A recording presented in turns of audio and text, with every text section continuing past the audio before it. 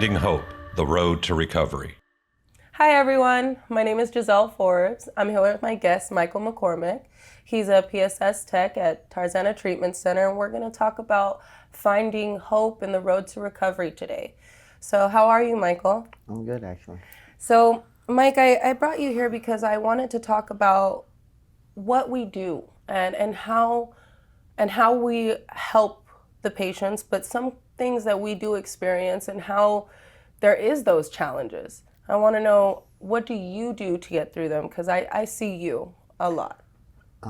So at Tarzana Treatment Center, we're a PSS, and we're first to the clients. So as in, we deal with them hands-on more than anybody at the treatment center. So Yeah. things I do there while people are going through things.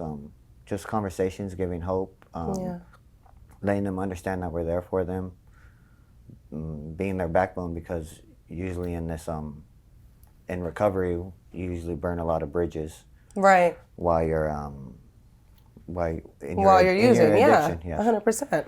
Yeah. So basically, we're just the reminder that there are people here to help you. There are people here that have your back and understand what you're going through.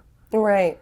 I mean, I know that for myself, when I got involved in this kind of work, right, I didn't realize that there was places like Tarzana out there, places that people could really go and not only get like physical health needs met, but more that like these people, they wanted connections. Yes. They wanted support, a support system.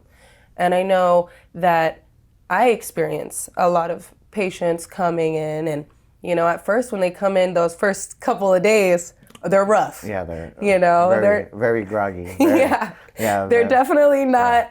It's kind of when you wake up in the morning and you haven't rubbed your eyes, right? Exactly. So, in those few days, what are you doing, and what do you see, helps the most to get them up out of that funk, So in the first couple of days dealing with these patients, because usually there's in the inpatient detox place, there's usually a 7 to 14 days of detox. So usually in the first 3 days is usually first 3 to 5 days is usually their roughest, where their attitudes come out.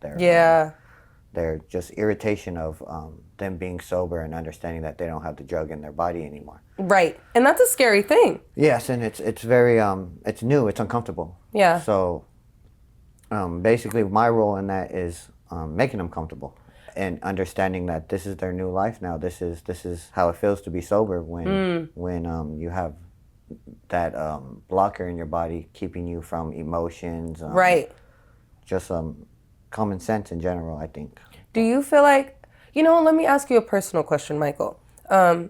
I know that, we've worked together, we've been there, but have you ever experienced being in an addiction? Have you ever used?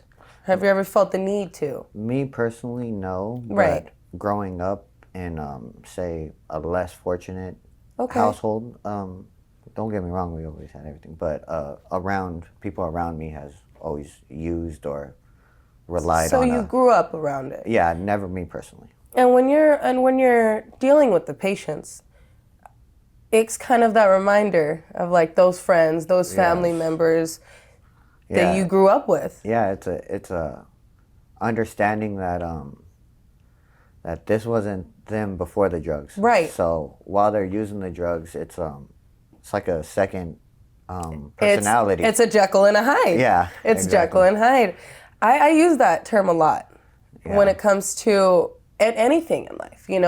I think with the patients, it really comes back to that emotional regulation, and understanding that they aren't themselves right now. No, and that's not who they are. No, that we have the understanding that we've been there and we've been in this field enough to see the patterns in how they act from, say, the first day to the 14th day. Yeah. Right? So say the first day they're a little bit more groggy, a lot more irritated. We come in with the kindness and understanding of that. So sometimes they might snap at you or do something that you're not so used to, that you feel might be disrespectful disrespectful, but you have to be understanding that they're just going through it. You know, we have to have the understanding as PSS to look. We're gonna kill them with kindness and always be here because they're in a stage of their life that people gave up on them.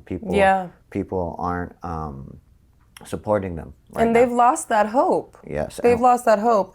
I mean, in those situations where your patient, you know, that you're hands-on with him, you're hands-on with her, whoever it may be, when you're in that moment and you feel that at this point you've realized this is not who you are. Because, I mean, everybody, we deal with a lot of personalities, right? So it can be hot and cold. Yes. And you're not always going to be somebody's cup of tea. Yes. We know that, right? Yes. So in those situations when you're not that cup of tea, you know, do you take that moment to sit back and kind of see, hey, they're just withdrawing? When does that happen? When in that moment does it happen where it's like, no, this is mental health. This is the substance speaking. It is no longer, you know, whomever, you know, Jane or Joe. Yeah.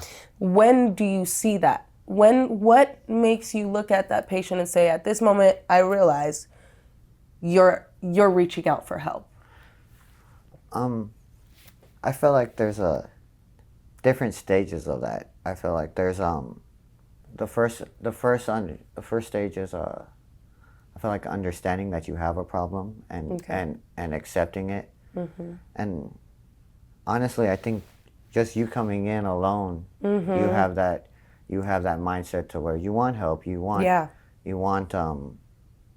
the programs that we offer at Tarzana. So we're us as PSS. We help talk to our team about the things that you might need and everything about that. You know, I agree with that. I want to touch on what you just said too, because you said, you know, you came to Tarzana, you know what we do here, you know why you came here. Yes.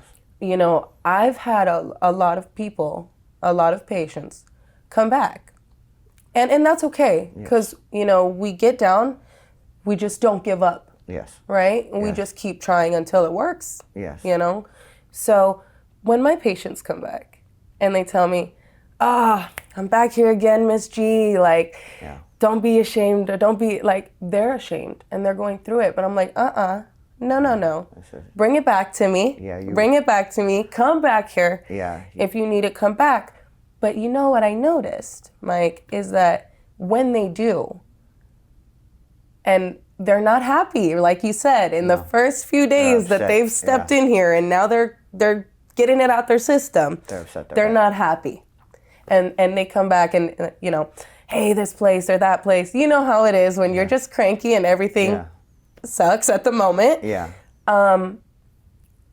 Even when I hear those things from my patients, right?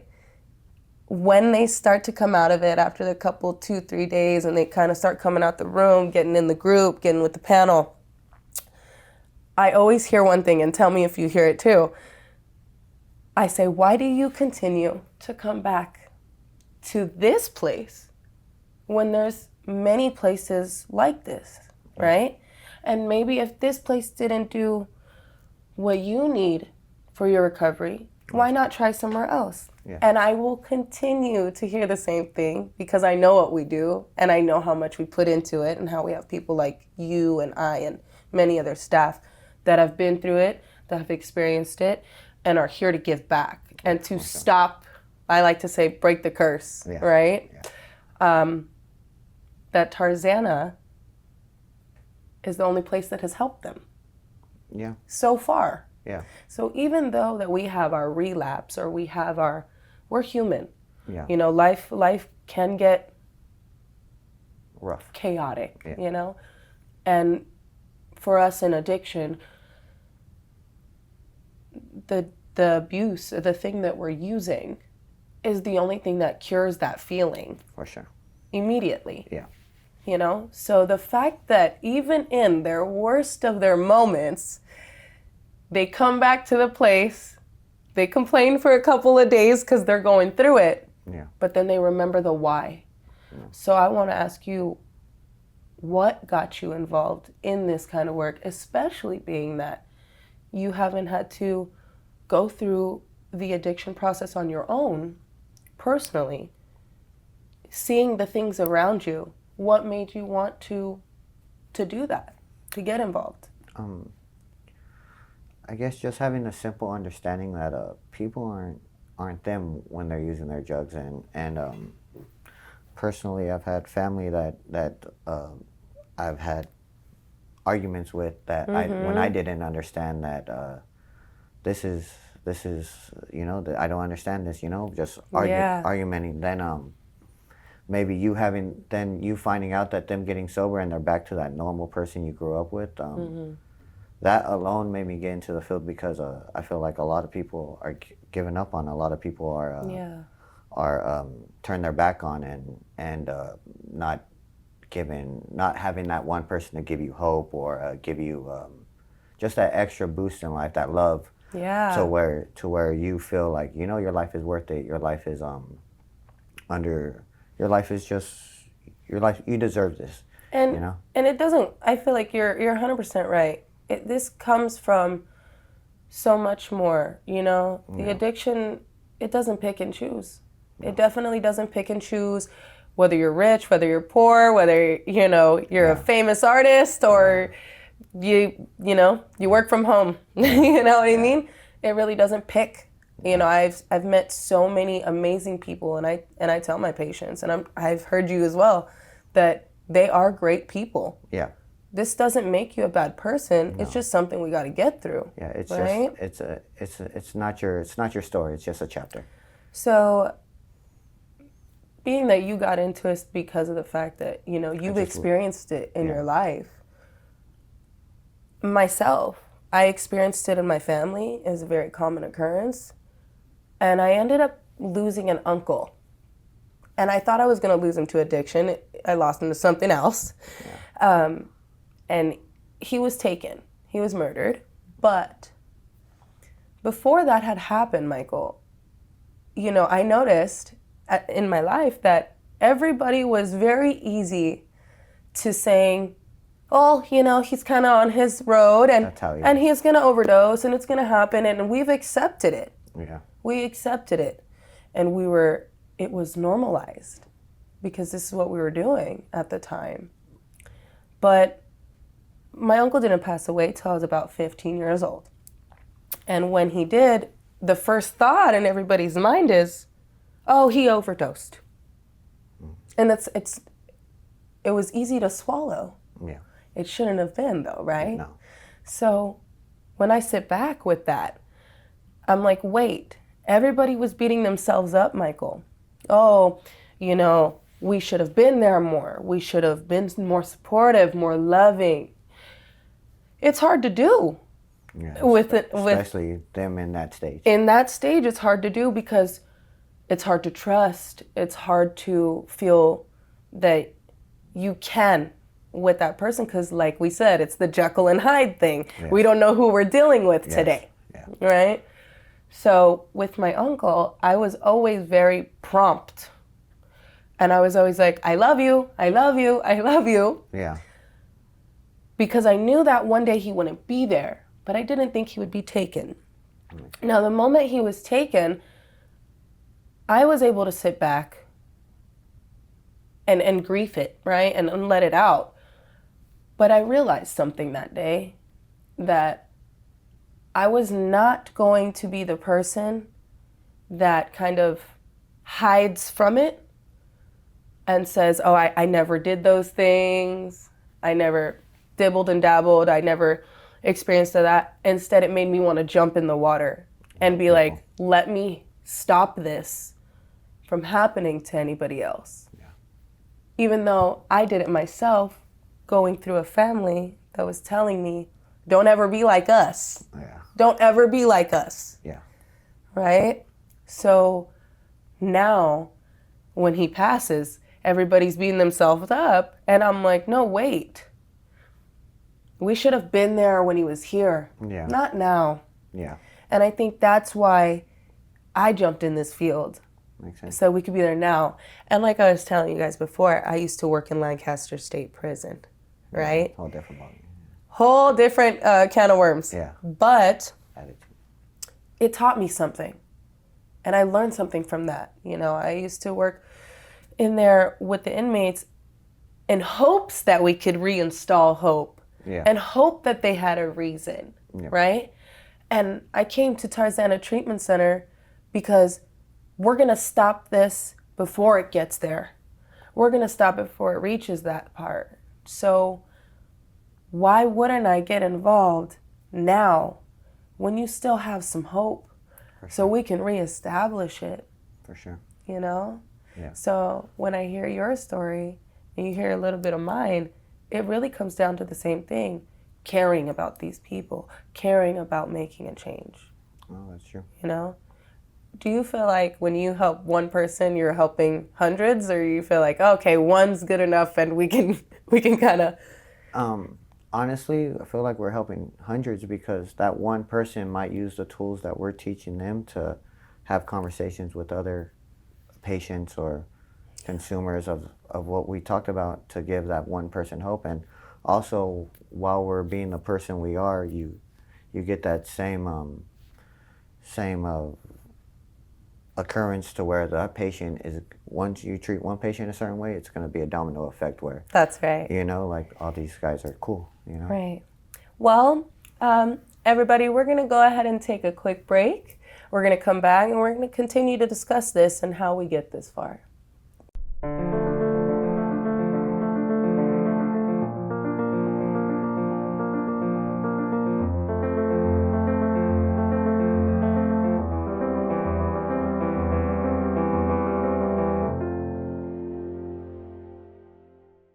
Hi, my name is John Lavitt, and I'm the principal content creator for Tarzana Treatment Centers. Today, in this episode of Finding Hope, The Road to Recovery, my guest is Gesal Forbes. Gesal Forbes, Yeah. who is a certified peer support specialist at Tarzana Treatment Centers. Yeah. She works on the inpatient unit, and so she deals with people who are experiencing recovery in the very early stages, who are just getting sober or dealing with mental health issues, and basically are in a very raw and difficult time in their lives. I actually have been sober now for 17 years, and when I went to rehab, it was actually in 2003, so I haven't been sober the entire time. I had a small relapse. Okay. But I came back. But my bottom was in 2003. Okay. And I actually went to Beit Teshuvah, which is the Jewish rehab. Right, yes. And I got sober there. I was first in Brotman Hospital for about a week detoxing because I was coming off of extreme heroin and cocaine addiction. Oh, yeah. And I've always wondered, in a sense, what it would have been like if I had been at Tarzana Treatment Centers.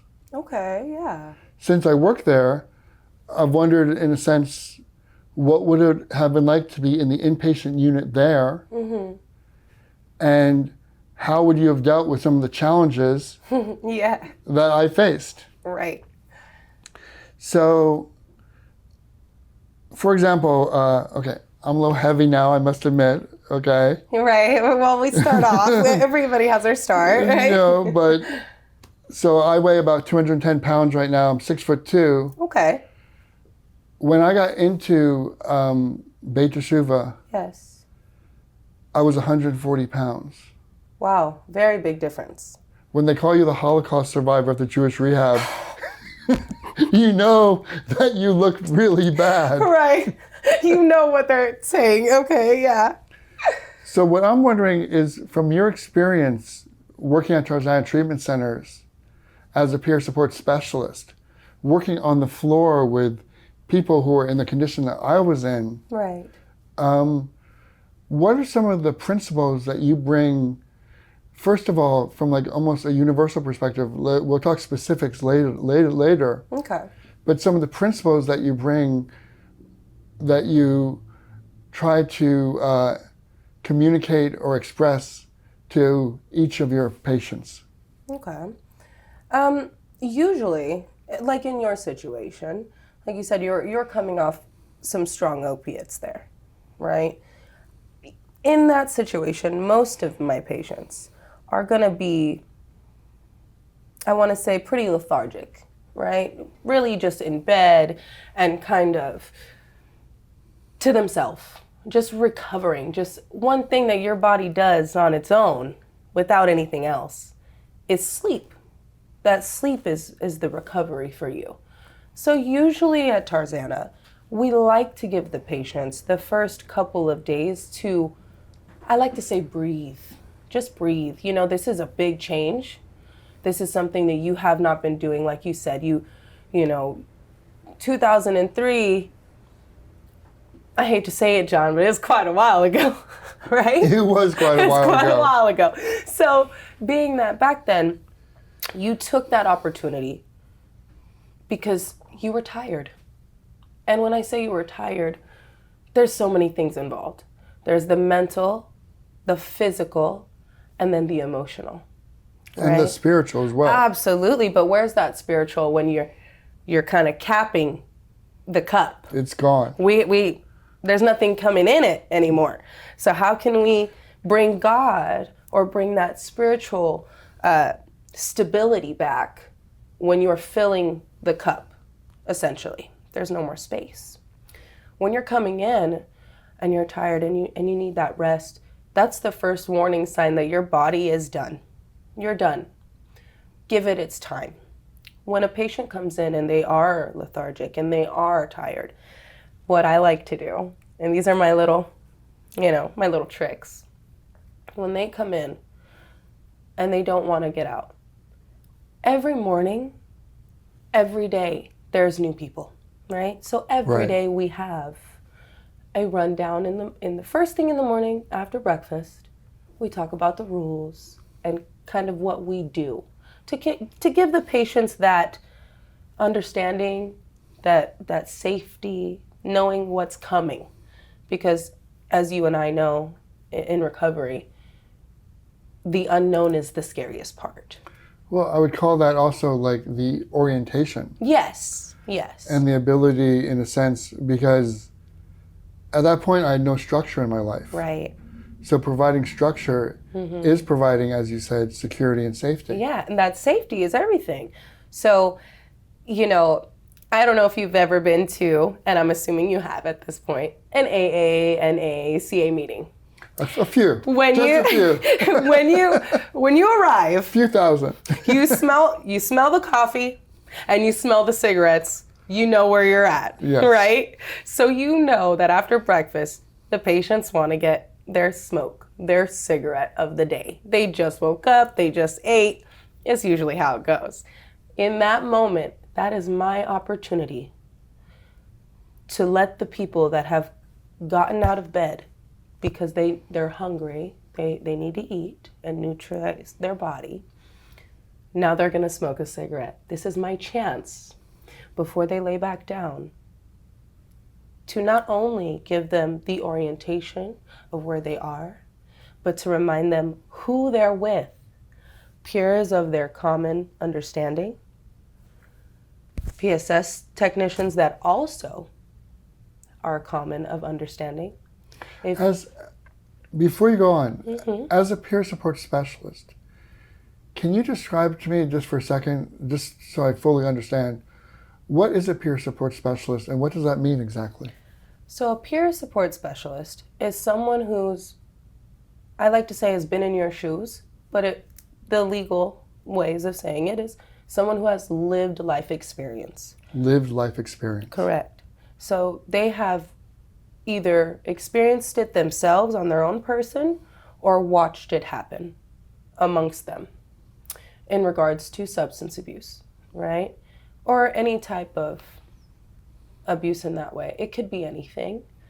Peer support specialists are a vast variety of topics. In a sense, any form of trauma.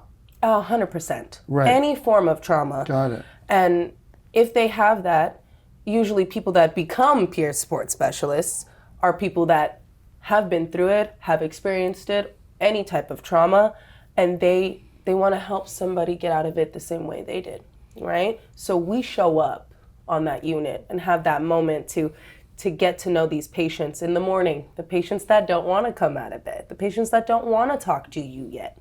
They're just not ready, and they honestly are most of the time not wanting to be there in that moment, right? How do you deal with the patients who are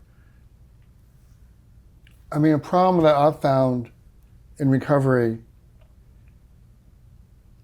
is that when people are first getting sober and their body is screaming, and their best friend has been taken away, which was their drug, correct, for so long, yes, they can get really hostile. Oh, 100%. But that's... How do you deal with that hostility? Well, you have to start somewhere, John. Right. So that first morning cigarette is my chance to give them the rules, give them the understanding, and say, my name is Gesal Forbes. I have been sober for 13 years. I'm human, just like you, and I understand what you're going through. I know if you're ready to talk, and this is generalized to everyone in that meeting. Right. So it's not specified to someone where they can feel attacked or personally cornered, right? Nobody wants that. So it's a common thing amongst everyone. My name is Gesal. I'm a peer support technician here. I have 13 years sober. If you need anything at all, if you feel anything at all, please come to me. Please let me know. You can find me, and if you don't, let someone else know they know who I am, Miss G. And So, I will sit with that patient when they're ready. Do you feel like when you're doing that, in a sense, you're communicating to patients, I've been where you're at? Yes. And through that communication, you have this remarkable thing that happens, which is identification. When you're able to identify with another person and realize, oh my God, it's not just me, I'm not alone. Yeah. Oh my God, someone else has gone through this and they understand. Yes. I want to underline that word for us. That understanding. Yeah, right? 100%. And so you're able to connect with them on that level. So in a sense, in the morning when you're doing that at Tarzana Treatment Centers, you're opening a door. Yes. And you're opening a door and you're saying, look, I'm opening this door for everyone, but you are allowed to walk through it. And I'm not judging you. And I'm not expecting you. There's no expectation of you here. Right. There's no, this is not what you have to do. This is what you want to do. And I'm here to help you. You are giving them permission. Correct. And at that point, when they're ready to come out of their room, when they're ready to get involved with the community, and I call it community building, when they're ready to jump in, right? Because they've now gotten some rest, I'm the first person they look for. When you're dealing with patients who are potentially hostile, yeah, do you have certain things that you say, certain tricks, certain ways that you approach them to kind of dampen the flames? I'm gonna be so honest with you. Okay. I don't know how to do anything besides be me. Okay. And that's why a peer support specialist is so important in this field, because that's all they're doing is being them and allowing that hand, like you said, that I will walk with you through this because I have walked through this. And knowing that as a patient, they're more likely to say, well, Miss G, how did you do it? Or Miss G, what do you do when this happens? They're more likely to do that. So you open the door to a question. Absolutely. Because what's interesting is that, and this is something that I find mind-blowing at times, right? Is that questions drain hostility. 100%. The minute when I'm asking a question, suddenly I'm not hostile anymore because I'm asking you for something. You're not telling me anymore. I'm not telling you anymore. Yeah. You can't do this. Yeah, right. So now it's, how would you do this? And again, peer support is not there to tell you what to do. They're there to help you do what you need to do on your own. You're going to do these things. This is your program. This is your decision. This is your want for sobriety. Right. How you reach it is different for everyone.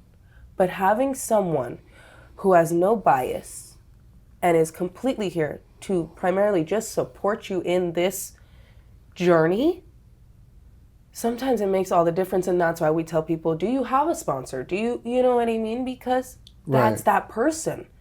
But in Tarzana, you have a peer support specialist who's essentially that big brother figure or a big sister figure where you're going to come to.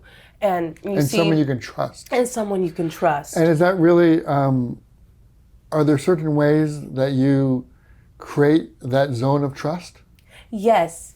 You know, I'm going to rewind you real quick, John. Please. I know you asked me how would I deal with a hostile patient, so I'm going to give you a little bit of an example. Okay. I mean, I'm sure I have so many, please. but this one really touched my heart. It really touched my heart.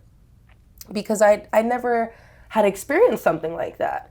And as a peer support, you're gonna see things and hear things that it's kind of, once you're in it, then we figure it out, versus being prepared for it because you just don't know what's coming. You're dealing with personalities and different people and different experiences, right? So I had a patient come to me, and this patient was very polite and very well-mannered. I honestly wouldn't even have known, on the outside of the hospital, that she was experiencing any of these things at home, right? And she had come to me and she had asked me something, and I said, I'm sorry, we can't do that here, honey. We just can't. Unfortunately, we are going through this process, right? And this part of the program doesn't allow for us to do these things. She did not like that. No. Okay, and now the rest of the time with her prior had been amazing, right? She had never had a bad outburst like that with me. So I don't know if anybody else experienced this, but that's why we have a team and we communicate. But in this situation, she had came and asked, and I had told her no. She didn't like that. Later on in the day, we're kind of hosting group, and you can tell that her hostility is building just a little bit more. You can kind of feel the tension. I think it's important for us to be able to acknowledge the body language and different mannerisms that happen. Because and the more you do the work, the more you can read the triggers. Yes. You can see when someone's going through something, and there are certain signs that you pick up. Yeah. And you're like, okay, got to keep an eye on that one. And that's why I say this thing does not have a crystal ball. It's not picking you for any special reason. Right. This is a disease, and we got to deal with the disease. So how did you deal with her? So I ended up bringing her to my staff, we get together, and we come together and we sit down privately, because that patient had cursed up a storm at me, and I hadn't even spoken 2 words to her since I told her we couldn't do what we needed to do, or what she'd requested. So when I brought her in, she didn't remember a lick of it. None of it had happened. Now, me as a peer support specialist, am I to turn and say, yes, you did. Yes, you did. No, because that's not what we're here for. You don't remember it. That's concerning. Now I have to be concerned. Why don't you remember what's happening? Something deeper is going on, right? Right. And so at that point, fascinating. I'm listening, and I'm listening to the doctors and the nurses and the certified counselors, these people that have been to a lot more school than I could afford, to be honest, right? Right, and who have so much more, and have so much more experience, professional experience. Correct. Right. And I want to be involved, because you only learn from experience. In my personal experience. Absolutely. Right? So I'm listening and I'm paying attention, and I notice that the patient is starting to say things along the lines is, well, I'm nobody. It doesn't matter what I say. You guys are all right. And that's common. This is common. I'm sure you experienced it. I experienced, I know in my addiction, nobody can tell me a thing. Because anything somebody would say to me, I was like, you don't know Jack. Who do you think you are? I used to say in my addiction that I realized I romanced the idea of being forsaken. Mm-hmm. And so if I was going to be forsaken, I was going to be the most forsaken guy on the block. By my own hand. I'm gonna show you forsaken, yeah. okay? Let me show you. Oh, I know the feeling, John. I'm so sorry we did this to you. But yeah, so she was very broken in that moment. And when I heard those things, I had to interject. And because again, we're with my team, and I'd say my team to give me that moment, stepping into it. And I said, I do not think that about you at all. I do not think that at all. I think you are a great person.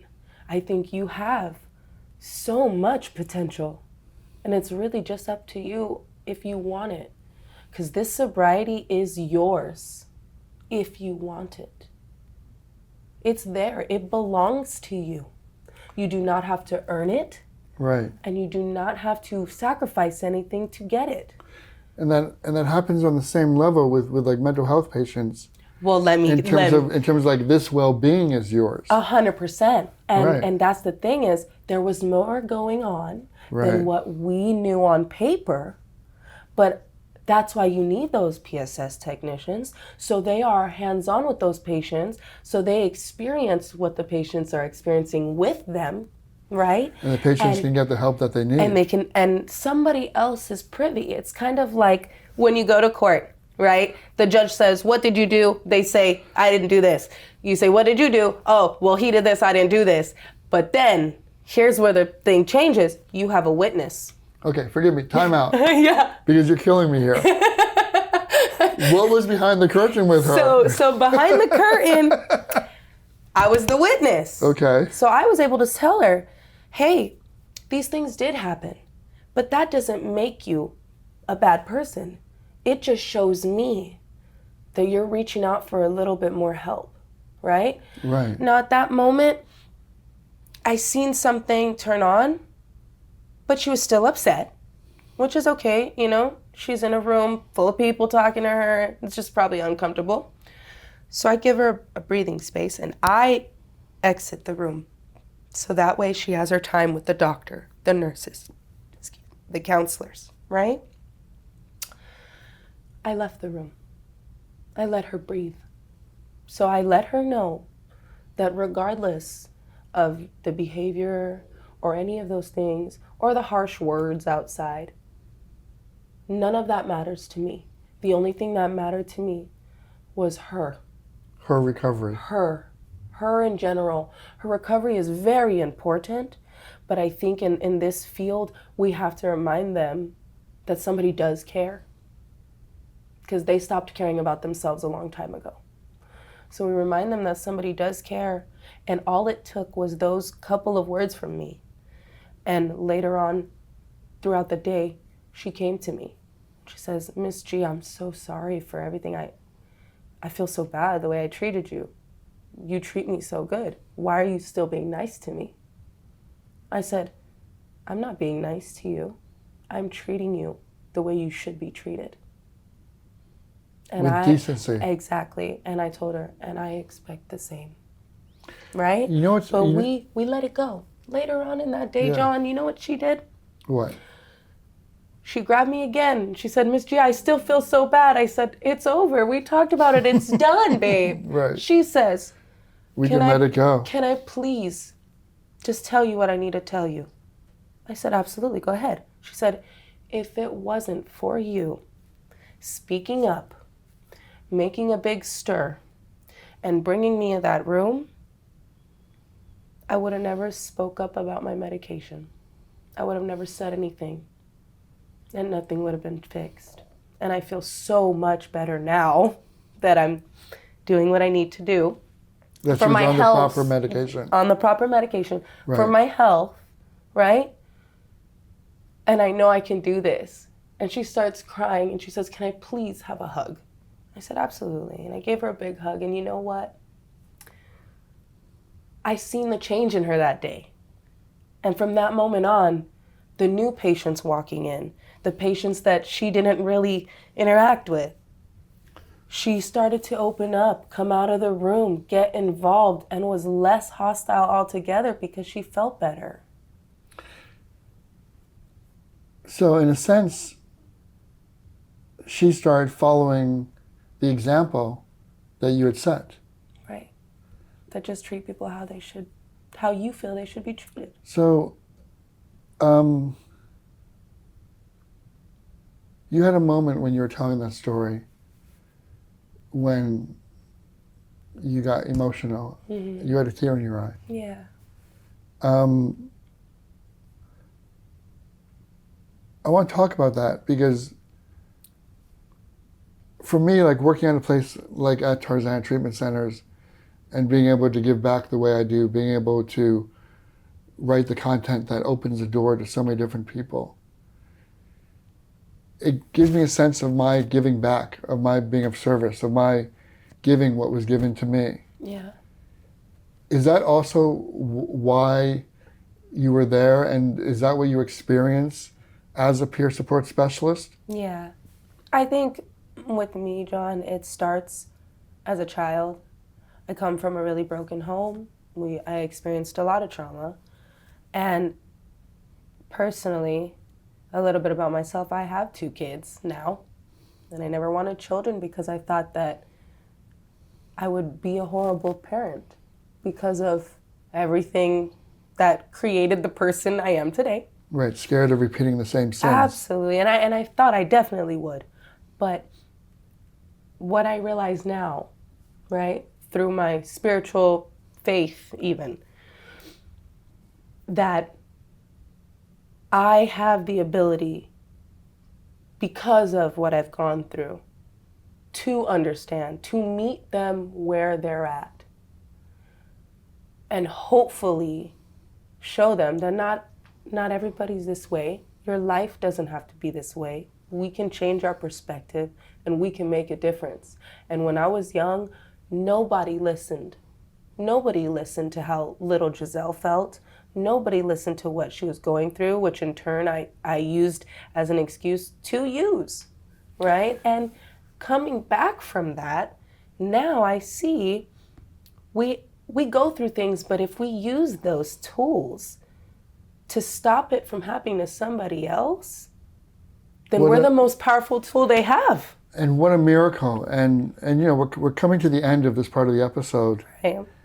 Which has gone like lightning, by the way. Sorry, I talk a lot. No, it's been amazing. I mean, it's been so, I think we could go on for hours. But I think what is fascinating is there's 2 things that you just said is we can make a difference. Yeah. And for me, it connects to the idea of, you know, why does a healthcare organization like Tarzana Treatment Centers have peer support specialists? And suddenly it makes perfect sense.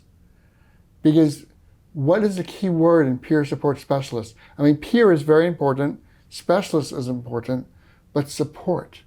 Yes. And support connects to the idea of we can make a difference. Together. Mm-hmm. And we can make a difference also. And together, I think what you mean when you say together is you mean you and the patient. Yeah. They're not alone anymore. Right. And she was part of that interaction, that patient that you were talking about. Yeah. And that patient received support from you. Mm-hmm. And then what did she want to do? She wanted to give support to others. Right. And that's the opening of the door to recovery. Yes. And it's such an incredible moment for me. And it is emotional, and it is something that it's something that I saw in you when I first met you, and it's something that I really do appreciate, because it's the reason why I work at a place like Tarzana Treatment Centers. Me too. Because I feel like, oh my God, They're giving me an opportunity to actually put my lived experience and put everything I've gone through and have it have meaning. It doesn't have to be like, oh, I don't want to talk about my dark past anymore. Suddenly that dark past becomes an asset. And what a beautiful thing when a negative becomes a positive. And how many times do we get to put that on a resume, huh? I wish you could put, negative to positive. Right. Right on the resume. Oh yeah. So this is where we get to use it for good. So this is the end. My name is John Lavitt with Tarzana Treatment Centers, and thank you so much, Gesal Forbes. Yeah. Gesal, it's been a pleasure. Thank you. Thank you. Thank you. I'm happy to be here.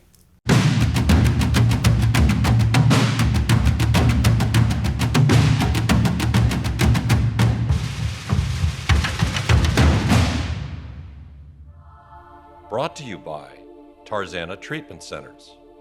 You can visit our website at www.tarzanatc.org or call 1-800-996-1051.